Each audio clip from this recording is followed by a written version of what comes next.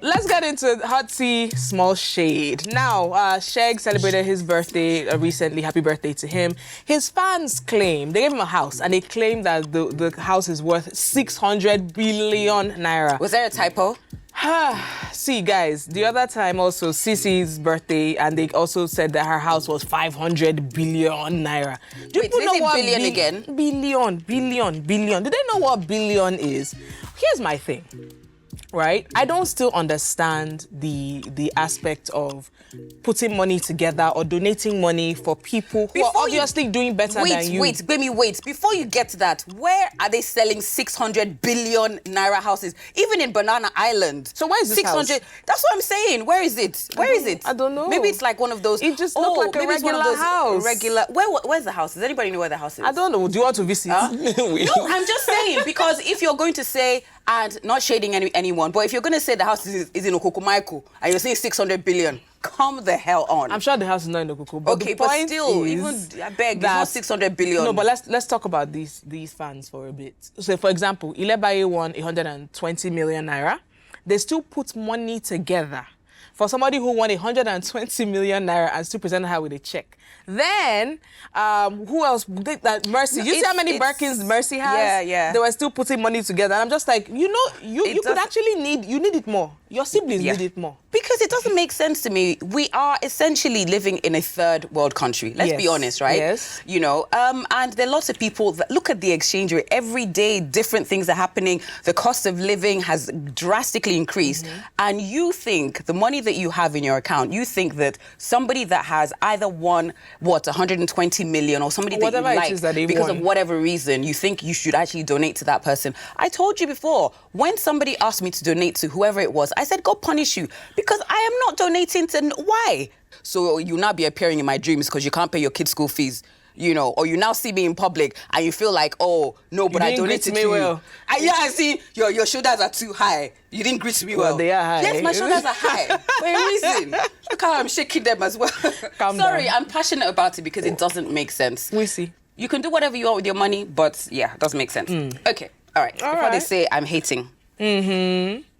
Okay, so in a recent video, Jidena has come out to say that he has robbed some women of their baby-making years, dragging them along. He said in the video that he had manipulated women. Some women of their baby-making years, dragging them along. They build me up.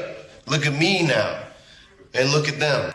Right now, he's striving to be a better man and loathes it when he hears brothers saying words like that. All right. But if any guy says that to you as a woman and you believe, you're a mumu? You are a mumu? See. You need to kneel down, hands up and close your eyes because you are dumb. There are different ways we can look at this. Obviously, there's the fault that, you know, he needs to accept. There's a level of blame that he needs to accept. But literally, if you're in a relationship, I know someone. Talk it. I know someone, right? They dated, I know these two people, they dated for about 6-7 years. And she was hanging around because she was like, okay, this is going to be the person I'm going to marry. Okay. This guy knew he was going to break up with her. He already had somebody else. So when I found out, I was just like, what the hell? So I think if you're waiting 6-7 years, if you know that marriage is your goal, if you know that it wasn't like you started dating when you were like 18, and you know, let's be honest, it sucks. But as a woman, your baby-making years, there's a window. There's a window. After a certain age, it becomes more difficult and more difficult. But men, look at freaking Al Pacino. But I have to say this, freaking 80-year-old sperm. Yes, still fertilizing. 80-year-old sperm, but it doesn't mean it's high-quality sperm. Remember, they had a baby shower. Guess what? The girl's getting $80,000 a month. Yes, but the doctor told us. So just because, you know, he is still producing doesn't mean your sperm might be moving backwards. Just saying.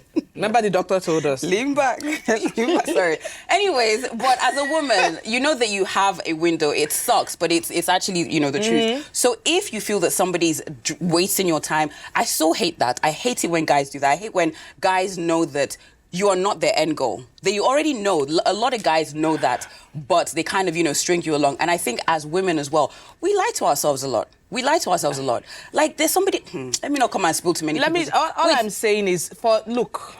You know, you have an idea. You have an inkling when somebody is lying to you. Now, if you choose to stay there, maybe because you are chopping the guy's money, I mean, do whatever. But make sure somebody else impregnates you. If you are hanging about and so... hanging about, and some guy is telling you that nobody will love you. Jesus Christ loves me. Jesus, get out. Have you ever Jesus... had somebody say that to you before? No. Is he mad? I'm just thinking, if somebody said that to me, what would I say? No. I think I'm too much of it. You see, the kind of person I am. The way I've always been in relationships, my patience is very short.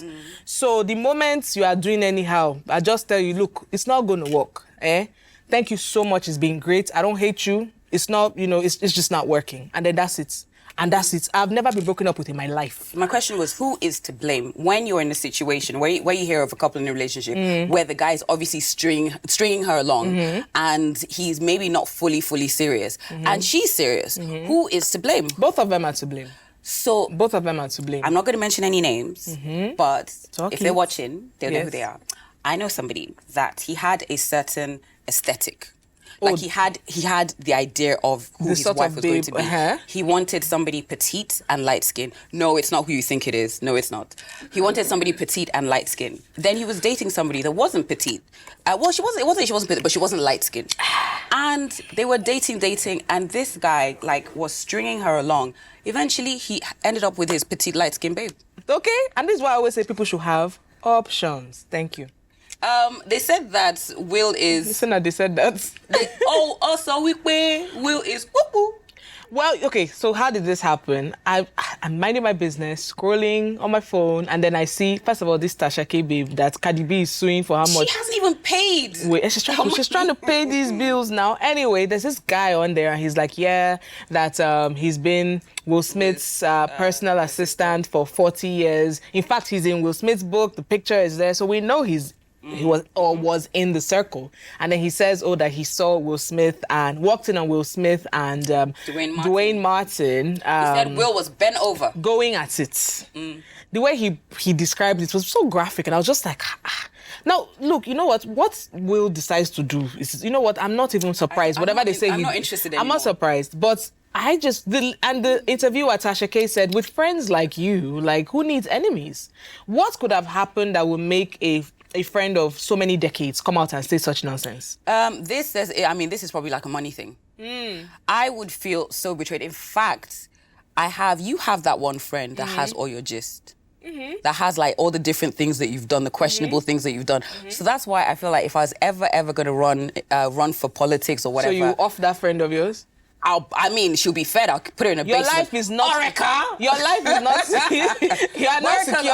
Orica's cool, man. You are not secure. We have an understanding. No, but you know what? Well, you should never cross that line. I think that if you're friends with somebody and you guys fall out... Stop being friends. Yeah, I don't think that means, okay, we're not friends anymore. I can spread your gist. I can say everything. People like that are somehow... It's just, I think that's your... That means you weren't even a good friend to start off with. Thank you. It just shows your personality. Yeah. You're not trustworthy. You're not...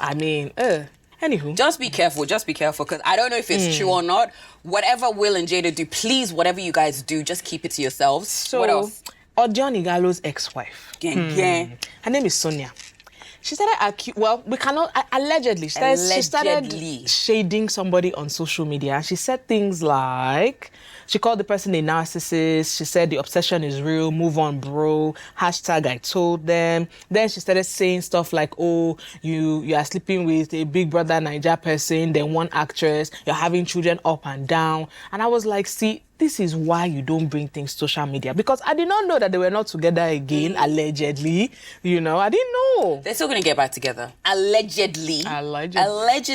Rihanna's pregnant again. I don't think so. think so. I saw the picture and my uterus started to hurt. No, sis, no.